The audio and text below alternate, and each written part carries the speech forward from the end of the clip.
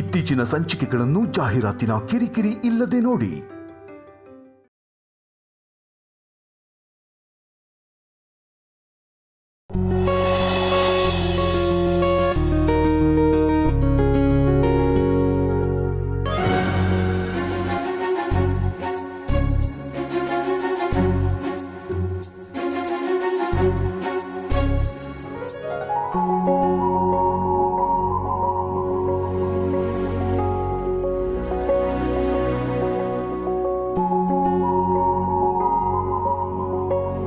ಏನೇ ಕೌಸಲ್ಯ ಹೀಗೆ ನೋಡ್ತಾ ಇದೀಯಾ?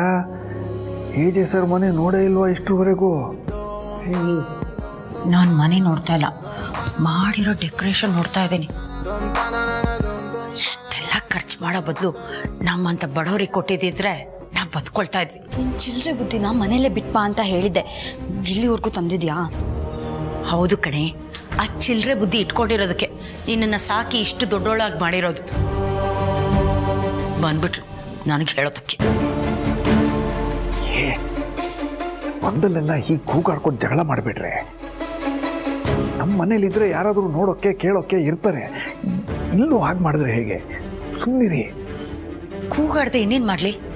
ಹಬ್ಬ ಇಲ್ಲ, ಪೂಜೆ ಇಲ್ಲ, ಯಾರ್ದು ಬರ್ತಡೇನೂ ಇಲ್ಲ, ಮತ್ತ್ಯಾಕೆ ನಮ್ಮನ್ನ ಇಲ್ಲಿ ಕರೆಸಿದ್ದಾರೆ? ಅದನ್ನ ಏಜೆ ಸರ ಹೇಳ್ತಾರೆ. ಅವ್ರು ಹೇಳೋವರೆಗೂ ತಾಳ್ಮೆಯಿಂದ ಸುಮ್ಮನೆ ಇದ್ಬಿಡು.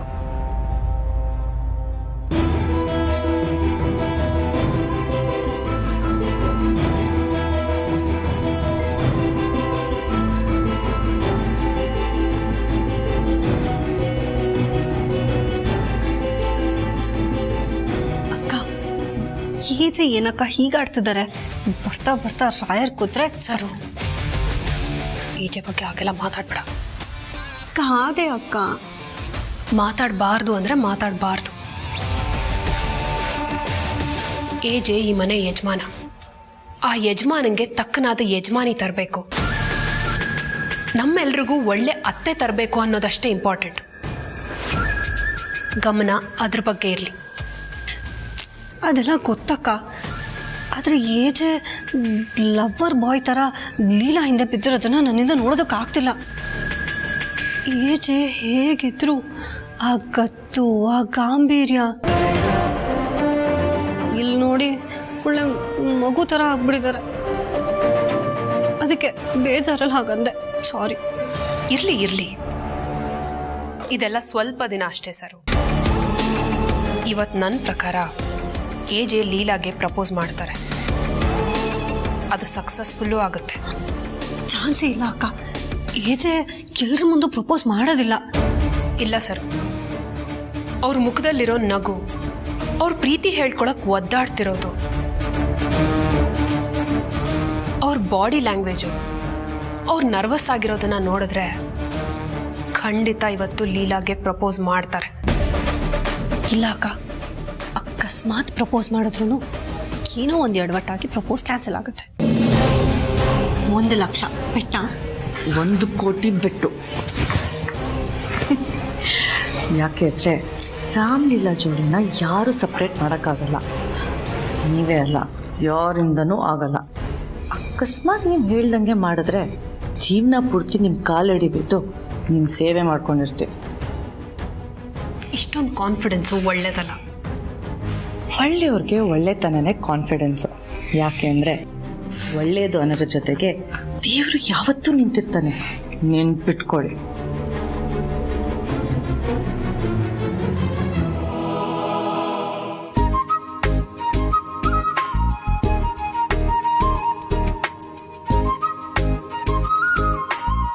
ಹಲೋ ರೀ, ನಾನು ಆರ್ಡರ್ ಮಾಡಿರೋ ಹೂಗಳಿಲ್ರಿ ಸರ್. ಬ್ಲೂ ಆರ್ಚಿಡ್ ತುಂಬ ಕಾಸ್ಟ್ಲಿ ಅಲ್ವಾ ಸರ್?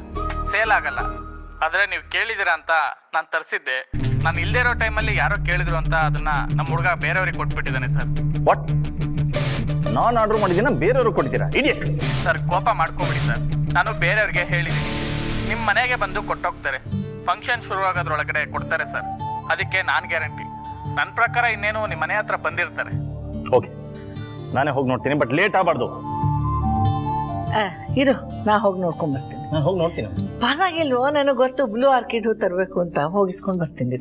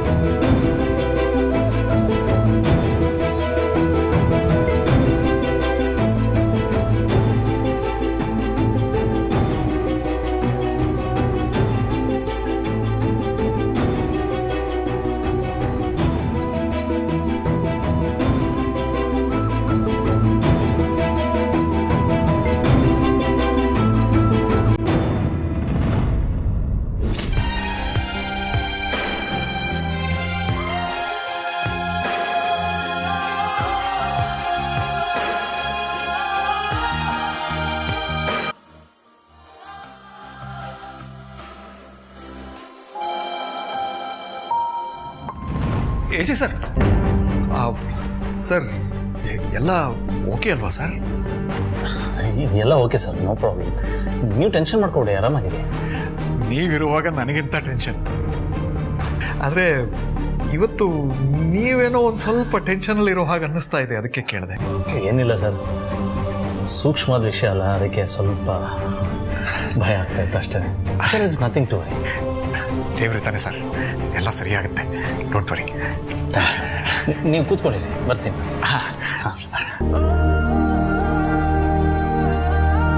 ಏನೇನೋ ಅನ್ನಿಸ್ತಾ ಇದೆಯಲ್ಲ, this feeling is strange, like ಏನೂ ಅರ್ಥನೇ ಆಗ್ತಾ ಇಲ್ಲ.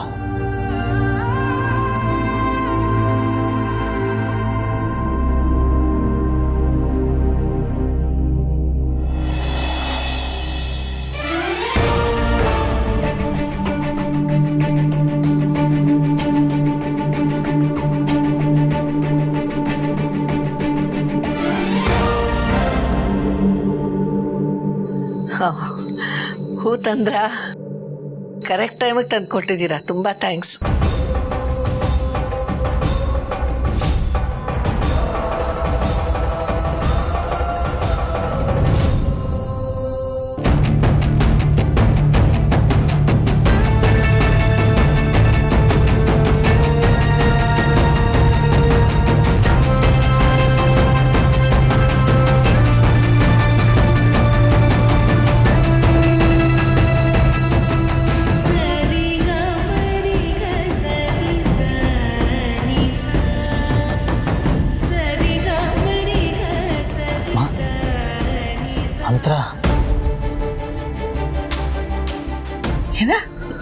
ಏನ್ ಹೇಳ್ದೆ, ಇನ್ನೊಂದ್ಸತಿ ಹೇಳು.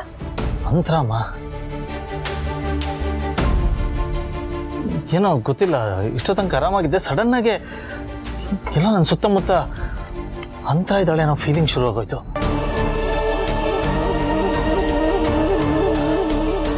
ನನಗೆ ಒಳಗೆ ಇರೋಕ್ಕೆ ಆಗಲಿಲ್ಲ. ಮಾ ಅಂತರ ಇದ್ದಾಳೆ ಕಣೋ. ಅಂತರ ಇದ್ದಾಳ? ಇಲ್ಲಿ ಒಳಗೆ ಇದ್ದಾಳೆ. ನೀನು ಲೀಲಾಲೆ ಅಂತರ ನೋಡಕ್ ಶುರು ಮಾಡಿದೀಯಲ್ಲ, ಅದಕ್ಕೆ ನಿಂಗೆ ಹಾಗೆ ಅನ್ಸಿರ್ಬೇಕು.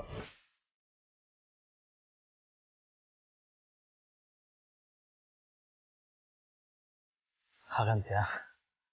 ಅರೆ, ಹೂವ ಬಂದ? ಇದನ್ನ ತಗೊಳ್ಳೋರು ಒಳಗ್ ಕಾಯ್ತಾ ಇದ್ದಾರೆ. ಹೋಗ್ ತಗೊಂಡು ಹೋಗು.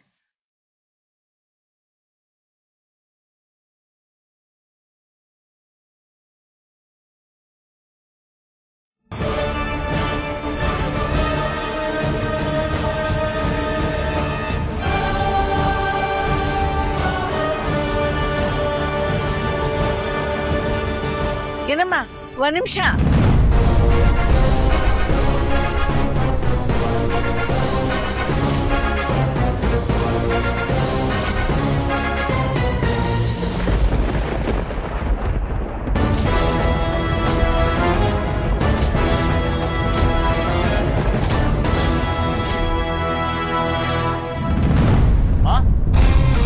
ಹಾರಾಮ್, ಭಾಳ ಟೈಮ್ ಆಯ್ತು. ಬಂದೆ ಬಂದೆ.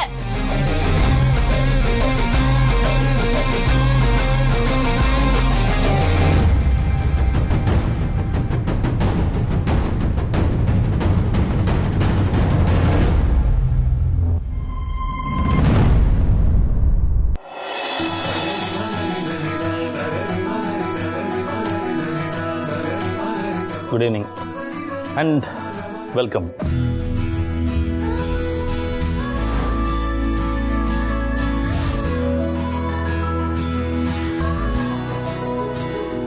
ಇಲ್ಲಿ ಬಂದಿರೋ ಒಂದಷ್ಟು ಜನಕ್ಕೆ ಯಾಕೆ ಬಂದಿದ್ದೀವಿ ಅಂತ ಗೊತ್ತಿದೆ, ಆದರೆ ಕೆಲವ್ರಿಗೆ ಯಾಕೆ ಬಂದಿದ್ದೀವಿ, ಯಾಕೆ ಈ ನೈಟ್ ನನಗೆ ಸ್ಪೆಷಲ್ ಅನ್ನೋ ವಿಷಯ ಗೊತ್ತಿಲ್ಲ. ನಾನು ಅದನ್ನು ಇವತ್ತು ಹೇಳ್ತೀನಿ.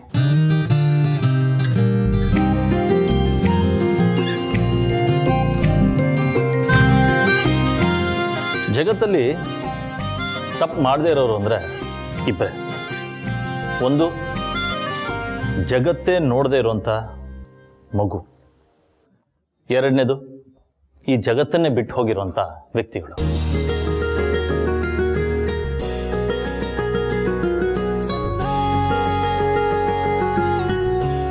ಮಿಕ್ತವರೆಲ್ಲ ನನಗೆ ಗೊತ್ತಿರೋಂಗೆ ಡೆಫಿನೆಟ್ಲಿ ತಪ್ಪು ಮಾಡೇ ಮಾಡಿರ್ತಾರೆ. I am not different. ನನ್ನ ಲೈಫಲ್ಲಿ ನಾನು ರಿಗ್ರೆಟ್ ಮಾಡುವಂಥ ಒಂದು ದಿನ ಅಂದರೆ ನಾನು ಲೀಲನ್ನ ತಪ್ಪು ತಿಳ್ಕೊಂಡಿದ್ದೀನ.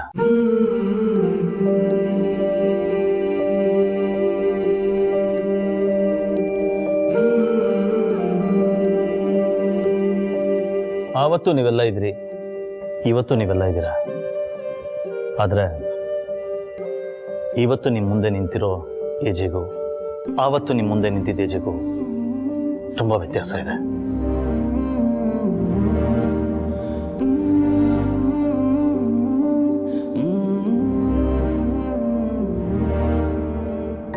ನಾ ಬದಲಾಗಿದ್ದೀನಿ. Yes, I have changed.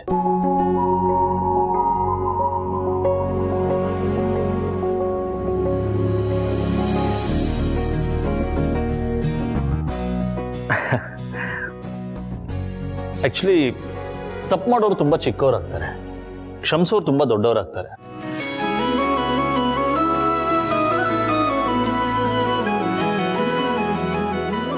So ನಾನಿವತ್ತು ಲೀಲನ್ ಮುಂದೆ ನಿಂತು ಕ್ಷಮೆ ಕೇಳಬೇಕು ಅಂತಿದ್ದೀನಿ.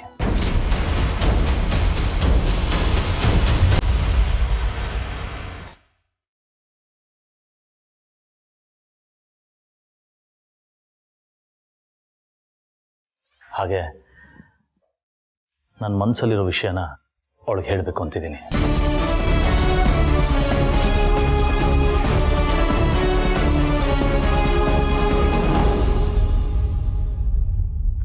ಅದಕ್ಕೆ ನೀವೆಲ್ಲ ಸಾಕ್ಷಿ ಆಗಬೇಕು.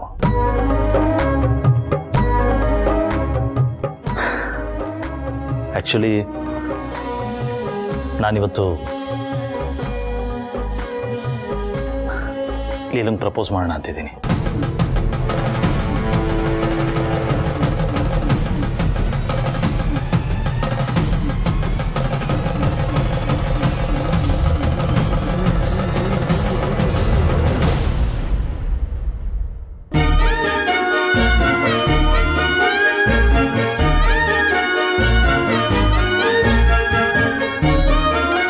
You heard me right.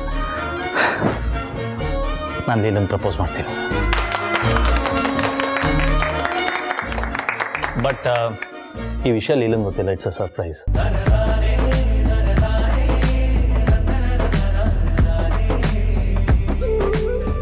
But ನನ್ನ ಪ್ರೀತಿಗೆ ನಿಮ್ಮೆಲ್ಲರ ಸಪೋರ್ಟ್ ಬೇಕು.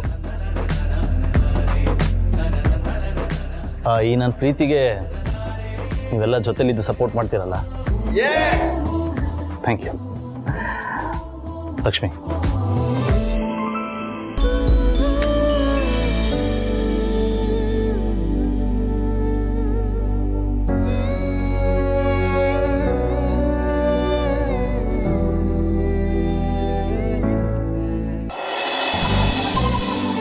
ಲಕ್ಷ್ಮಿ, ಎಲ್ಲಿ ಕರ್ಕೊಂಡು ಹೋಗ್ತಿದ್ಯಾ?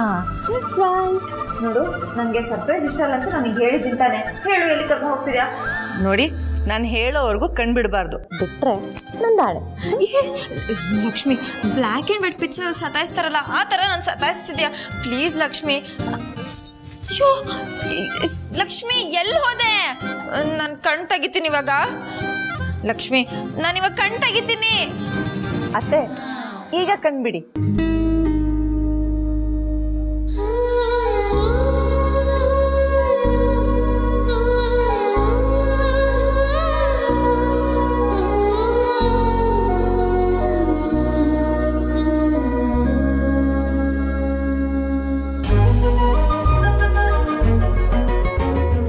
ಇದೇನಿದು?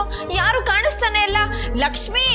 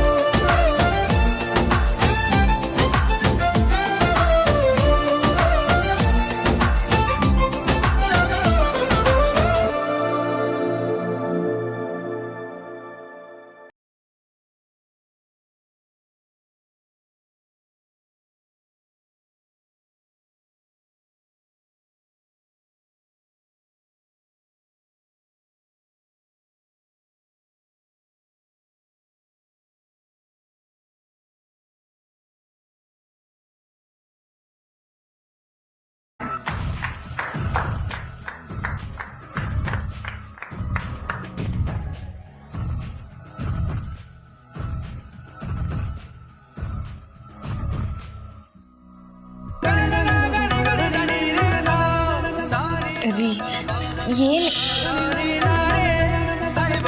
ಇದು ನೀನು ಮಾತಾಡೋ ಟೈಮ್ ಅಲ್ಲ, ನಾನು ಮಾತಾಡೋ ಟೈಮ್.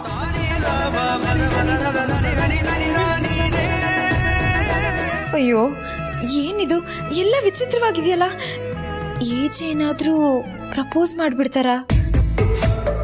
ತುಂಬ ದಿನದಿಂದ ನಿನ್ನ ಹತ್ರ ಒಂದು ವಿಷಯ ಹೇಳ್ಕೋಬೇಕು ಅಂತಿದ್ದೆ, ಆದರೆ ಆಗಿರಲಿಲ್ಲ.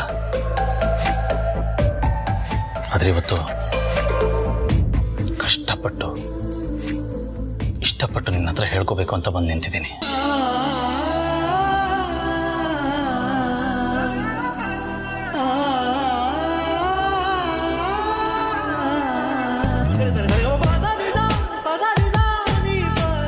ಅಯ್ಯೋ ಗ್ಯಾರಂಟಿ ಪ್ರಪೋಸ್ ಮಾಡ್ತಾರೆ ಇವರು.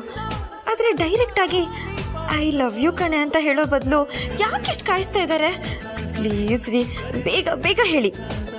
ಲೀಲಾ, ನೀನು ನನ್ನನ್ನು ಕ್ಷಮಿಸ್ತೀಯಾ?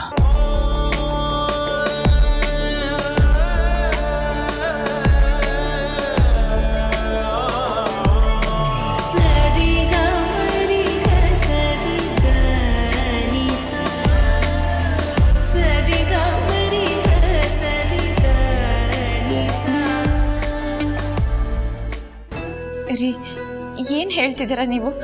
ನೀವೇನೂ ತಪ್ಪೇ ಮಾಡಿಲ್ಲ, ನೀವ್ಯಾಕೆ ಕ್ಷಮೆ ಕೇಳಬೇಕು? ಈ ಗುಣನೇ, ನಿನ್ನಲ್ಲಿರೋ ಈ ಗುಣನೇ ನಂಗೆ ತುಂಬ ಇಷ್ಟ ಆಗೋದು.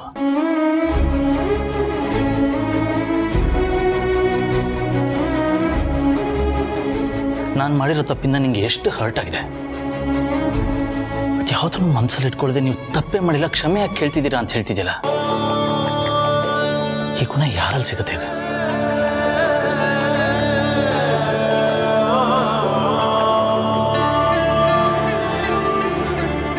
ಬಟ್ ಸ್ಟಿಲ್ ಇಲ್ಲ, ನೀನು ನನ್ನನ್ನು ಕ್ಷಮಿಸಿದ್ದೀನಿ ಅಂತ ಹೇಳೋವರೆಗೂ ನಾನು ಹೇಳಬೇಕಾಗಿರೋ ಇನ್ನೊಂದು ವಿಷಯನ ಹೇಳೋಕ್ಕಾಗದೇ ಇಲ್ಲ. ನಾನು ಇದನ್ನೆಲ್ಲ ಮರೆತು ಯಾವುದೋ ಕಾಲ ಆಯಿತು ರೀ. ಅದು ಯಾವುದೂ ನನ್ನ ನೆನಪಲ್ಲೇ ಉಳಿದಿಲ್ಲ. ಈ ದಿನ, ಈ ಕ್ಷಣ ಇದೆಯಲ್ಲ, ಇದು ನಮ್ಮ ಕೈಯಲ್ಲಿದೆ.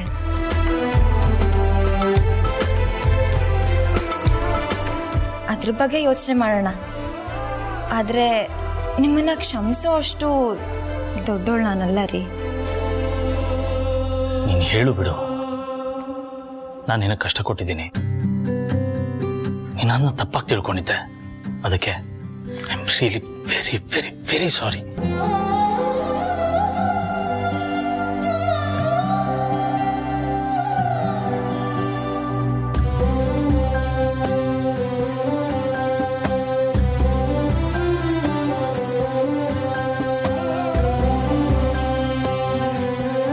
Thank you. ಈಗ ಮನಸ್ಸು ಹಗುರ ಆಗ್ತಾ ಇದೆ. ಆಕ್ಚುಲಿ ಈಗ ನಾನು ಹೇಳಬೇಕಾಗಿರೋ ವಿಷಯನ ನೇರವಾಗಿ ಧೈರ್ಯವಾಗಿ ಹೇಳ್ಬೋದು. ಹೇಳಿ ಹೇಳಿ, ಬೇಗ ಹೇಳಿ, ನಾನು ಅದಕ್ಕೆ ಕಾಯ್ತಾ ಇದ್ದೀನಿ. ನೀನೆಲ್ಲೋ ಇದ್ದೆ?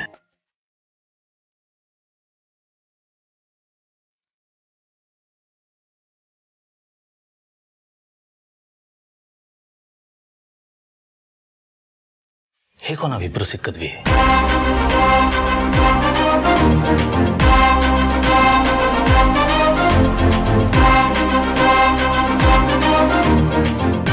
ನಮ್ಮಿಬ್ರು ಮಧ್ಯೆ ಕೋಪ ಜಗಳ ಬಿಟ್ಟು ಬೇರೆ ಯಾವ ಫೀಲಿಂಗ್ಸು ಇರಲಿಲ್ಲ.